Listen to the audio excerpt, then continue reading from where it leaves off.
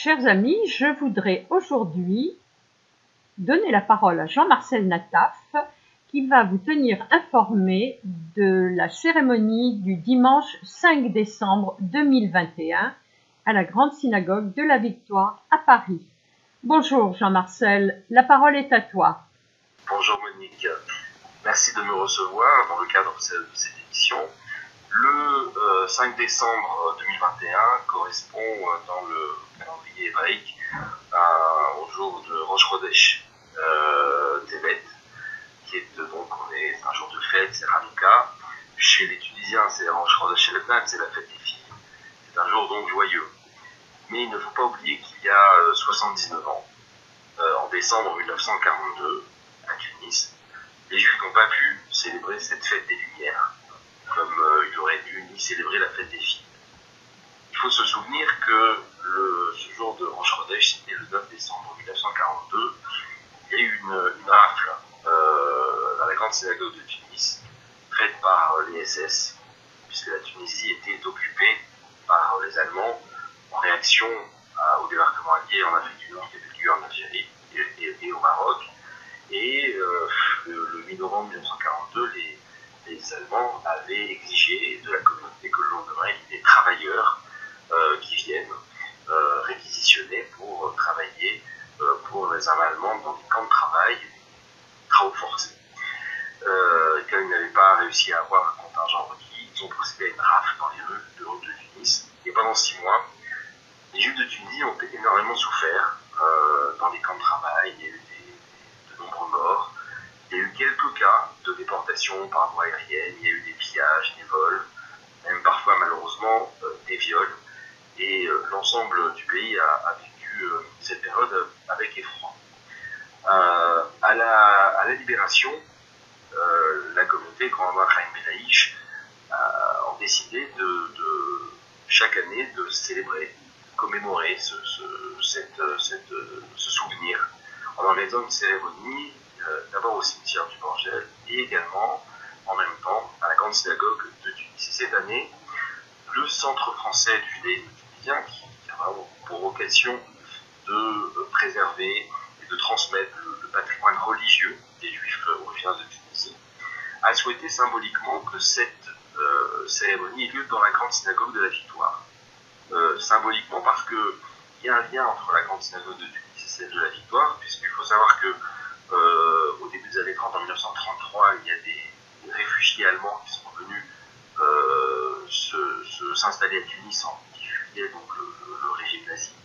Et la communauté a mis à leur disposition une salle, un oratoire de la Grande Synagogue pour qu'ils puissent prier selon leur rite. Et finalement, à la Victoire, il y a eu le premier oratoire tunisien qui a été créé pour permettre donc aux Juifs de Tunisie de prier selon leur rite. Donc il y a une similitude entre les deux grandes synagogues, et donc c'était important pour nous de le faire dans cette synagogue, de par ce clin d'œil, si je puis dire, et puis aussi de par son caractère majestueux, tout aussi majestueux que celle de Tunis, et puis c'est vraiment le siège de la communauté juive parisienne. C'est tout un symbole, la Victoire.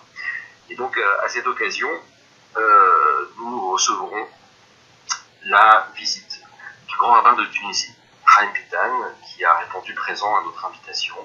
Il sera là pour commémorer le souvenir de nos morts, des morts dans les camps de travail, des déportés partis de Tunisie qui ne sont pas revenus, des déportés juifs originaires de Tunisie qui ont été déportés depuis le territoire métropolitain, et puis également les morts au champ d'honneur, l'ensemble des juifs de Tunisie qui étaient dans les forces françaises, dans l'armée française, et qui ont été tués au champ d'honneur. Voilà. Donc cette cérémonie placée sous l'autorité spirituelle du grand rabbin de Paris, Michel Godin, que nous remercions, et nous remercions également les responsables de la Victoire qui se sont joints à nous. Cette cérémonie est organisée par le Centre français du judaïsme tunisien, mais en partenariat avec la Grande Synagogue de la Victoire, le président Jacques Canet, le rabbin Moshe Sebag, avec le président de l'oratoire tunisien Guy Attal, ainsi qu'avec le Centre Aleph, présidé par Hugo Nataf, Centre Aleph qui avait été créé par le grand rabbin Joseph Chaim Sietruk, du Bracha, où il y a beaucoup de grande mobilisation mobilisation qu'on sent chez eux pour venir assister à la cérémonie, et avec la Fédération des associations des Juifs originaires de Tunisie, présidée par le docteur Gabriel Kabla. Donc lors de cette cérémonie, il y aura bien évidemment lecture de Teilim, de circonstances, il y aura un allumage de bougies à la mémoire d'un certain nombre des 6 millions de morts dans la Shoah, mais des Juifs de Tunisie, du grand rabbin Chaim Laïch, etc. Je ne vais pas dévoiler tout le programme. Il y aura une lecture de témoignages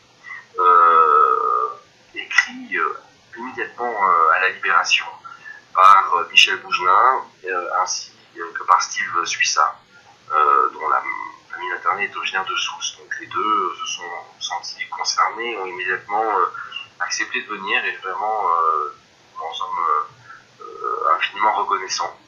Il y aura des prières récitées donc par le rabbin Mossadat, par également le ministre officiant de la synagogue de la Victoire, M. Nechash. Il y aura une intervention du grand rabbin de Paris, ainsi qu'une intervention du grand rabbin de Tunisie.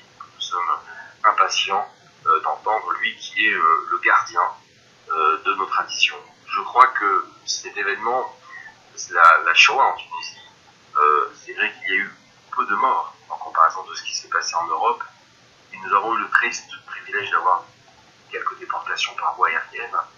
Et à la fin de la guerre, on a appris que, en dépouillant les archives allemandes, les historiens ont compris que le but des Allemands était de tuer l'ensemble de la population juive de Tunisie. Et fort heureusement, les armées anglaises de Montgomery sont venues sauver le pays.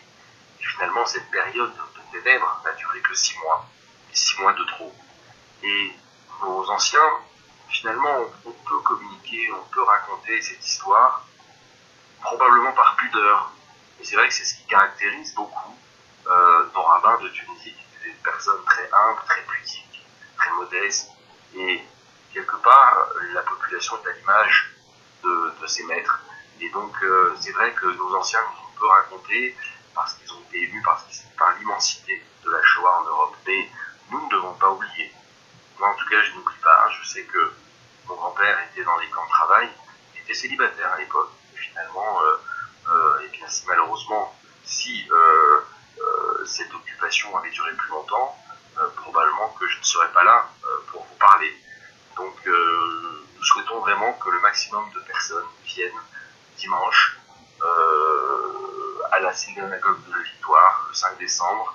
La cérémonie commencera à 10h45. Et il faut vraiment se mobiliser, parce qu'il ne faut pas oublier, il ne faut pas que ça se renouvelle. Et puis c'est tout un symbole. C'est le jour, nous sommes en pleine période de Hanouka, où on célèbre finalement le sauvetage des Juifs, donc à l'époque des Hashmonaïm, et face aux Grecs, et le miracle de la fiole qui a continué que la menorah de la libération soit rester allumé pendant 10 jours, et donc aux ténèbres pour succéder la lumière. Et vraiment, je compte sur tout le monde pour venir, et je remercie également la présence du président du consistoire central, la présence du président du consistoire de Paris, le président du CRIF, et de nombreuses autres personnalités communautaires, mais également civiles et politiques. Merci Jean-Marcel Nataf. Donc, je rappelle, le dimanche 5 décembre 2021, à la Grande Synagogue de la Victoire, 10h45. Soyez avec un quart d'heure d'avance pour pouvoir vous installer, tout en respectant, bien sûr, les gestes barrières. Merci Jean-Marcel. Merci beaucoup, Monique. À très bientôt, de nouveau sur nos ondes.